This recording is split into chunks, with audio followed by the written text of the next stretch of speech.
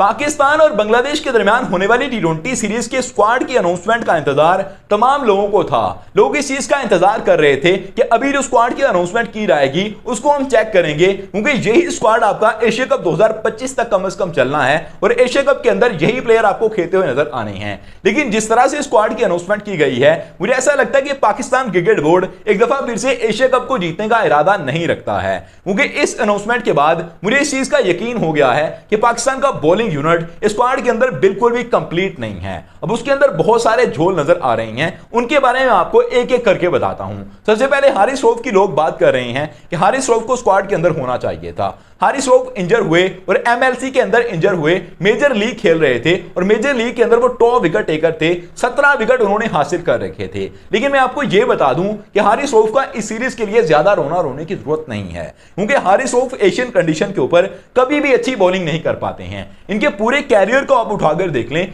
कभी भी Asian condition के अंदर सवाए इनके पहले पाकिस्तान सुपर लीग के सीजन के बाद इन्होंने कभी भी अच्छा परफॉर्म नहीं किया है। और जो हालिया सीरीज इन्होंने खेली थी, जो पाकिस्तान सुपर लीग के 10वें एडिशन के बाद हुई थी, पाकिस्तान और बांग्लादेश के दरमियान 3 मैचेस खेले गए, उनमें से 2 मैचेस के अंदर हारिस रऊफ ने बॉलिंग की थी। एक मुकाबले के अंदर इनको एक भी विकेट नहीं मिला था और उस मुकाबले के अंदर 13 के कौमी रेट के साथ बॉलिंग की हारिस रऊफ ने। और जो इससे पिछला मुकाबला था, यानी कि इनका पहला मुकाबला इस सीरीज का, उसके अंदर हारिस रऊफ ने 1 विकेट हासिल किया था। यानी कि 2 मुकाबले खेले और 10 से ऊपर की कौमी रेट के साथ बॉलिंग की और सिर्फ 1 विकेट हासिल करने के अंदर कामयाब हुए, जो कि टी20 के अंदर कामयाबी नहीं मानी जाती और बांग्लादेश जैसी छोटी टीम के खिलाफ बिल्कुल भी कामयाबी नहीं मानी जाती है। तो हारिस रऊफ का रोने की जरूरत नहीं है, लेकिन हारिस रऊफ के टीम के अंदर ना होते हुए फिर टीम के अंदर वो बॉलर होने चाहिए थे क्योंकि इस चीज के हकदार थे कि उनको प्लेइंग 11 के अंदर लाया जाता या कम से कम उनको 15 रन की स्क्वाड का हिस्सा जरूर बनाया जाता। हमने नसीम शाह को ड्रॉप कर दिया, हमने वसीम जूनियर को ड्रॉप कर दिया। जो हसन अली वाला मामला है वो मुझे काफी सेंसिटिव नजर आ रहा है।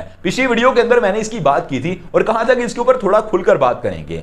मामला इस तरह से हैं कि हसन अली पिछले 3-4 साल से काफी कंट्रोवर्शियल जा रहे थे। हसन अली को टीम के अंदर शामिल किया रहता था, फिर ड्रॉप कर दिया रहता था, क्योंकि हसन अली आयरलैंड जैसी टीम के खिलाफ भी कभी अच्छी बॉलिंग नहीं कर पा रहे थे। और आयरलैंड के साथ पाकिस्तान की जो सीरीज हुई थी साल 2024 के अंदर, उसके अंदर हसन अली ने 13 के कौमी रेट के साथ रन दिए थे। 3 ओवर इन्होंने किए थे और 39 रन इनको लगे थे 3 ओवर के अंदर। कोई भी विकेट हासिल करने के अंदर कामयाब नहीं हुए थे। फिर इनको 2024 वाले जो टी20 वर्ल्ड कप था उसके स्क्वाड से पहले ड्रॉप कर दिया गया था। और हसन अली ने अभी जो कमबैक किया, पाकिस्तान सुपर लीग के अंदर इनकी शानदार बॉलिंग रही, लेकिन पाकिस्तान सुपर लीग के बाद अभी एक सीरीज खेली और उस सीरीज के अंदर अच्छी बॉलिंग की। उसके एक मुकाबले के अंदर 5 विकेटें हासिल करने के अंदर भी कामयाब हुए।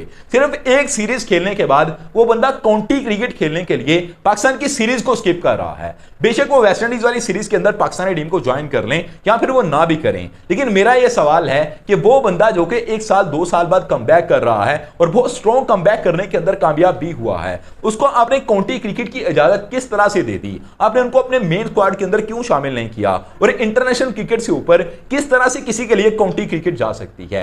यह पाकिस्तान क्रिकेट बोर्ड ही जानता है या हसन अली जानते हैं कि मामला अंदर क्या चल रहे हैं, या खुदा जानता है कि क्या हुआ है इनको कि क्यों काउंटी क्रिकेट खेलने के लिए हसन अली को छुट्टी दी गई है। उसके बाद जो अगला बॉलर है उसके बारे में आपको बताऊं कि सलमान मिर्जा को पाकिस्तान के स्क्वाड के अंदर शामिल किया गया है। हसन अली को आपने ड्रॉप कर दिया, हारिस रऊफ आपके पास है नहीं, शहीन अफरीदी को आपने रेस्ट दे दी, नसीम शाह को आपने पिक नहीं किया, वसीम जूनियर को आपने पिक नहीं किया, बहुत सारी चीजें आपने छोड़ दी। लेकिन सलमान मिर्जा की टीम के अंदर सिलेक्शन अपने आप के अंदर सबसे बड़ा सवालिया निशान है, क्योंकि सलमान मिर्जा इस चीज को अभी डिजर्व ही नहीं करता उनको पाकिस्तान के स्क्वाड के अंदर जगह दी जाए। सलमान मिर्जा ने सिर्फ 3 मैचेस के अंदर अच्छी बॉलिंग की है ओवरऑल, उनमें से भी पाकिस्तान सुपर लीग का जो लास्ट वाला मुकाबला था उसके जरा आप स्टैट्स खोलकर देखिएगा कि फाइनल मुकाबले के अंदर सलमान मिर्जा के साथ क्या हुआ था। फहीम अशरफ जैसा ऑलराउंडर जो कि एक नॉर्मल ऑलराउंडर माना जाता है और बॉलिंग ऑलराउंडर माना जाता है, उस बंदे ने 3 छक्के लगाए सलमान मिर्जा को, क्योंकि सलमान मिर्जा का आखिरी ओवर था और 51 रन आए इनको। और 51 रन जो इनको आए हैं, इनका इकोनॉमी रेट 10+ चला गया और फाइनल मुकाबले के अंदर जो कि इंपॉर्टेंट मुकाबला था, ये इतना ज्यादा पिटे हैं।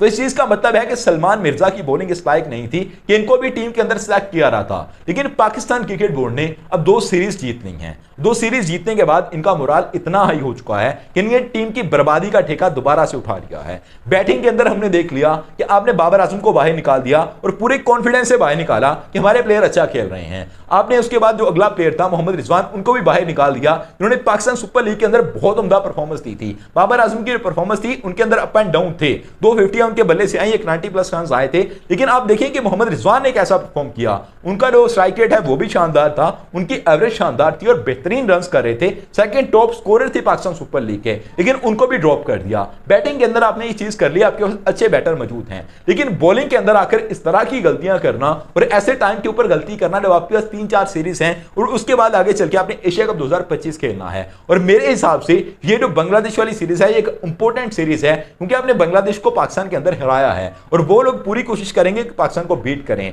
तो वहां पर अगर पाकिस्तान की टीम हार जाती है तो भी इनका मोराल डाउन चला जाएगा। बाद में अपने वेस्ट इंडीज के साथ 3 टी20 मैचेस खेलने हैं और वेस्ट इंडीज के अंदर जाकर खेलने हैं। इसका मतलब है कि वो भी आपको आसानी के साथ जीतने नहीं देंगे। अगर आप एक हारी हुई टीम बनके एशिया कप की तरफ जाएंगे तो फिर आपके ऊपर सवालिया निशान ही रहेंगे। आपको क्या लगता है कि किन बॉलर्स को पिक किया जाना चाहिए था और सलमान मिर्जा की सिलेक्शन के बारे में आपका क्या कहना है? कमेंट करके अपनी राय का इज़हार जरूर कीजिएगा। Subscribe channel for more videos. Thank you all of you to be with us.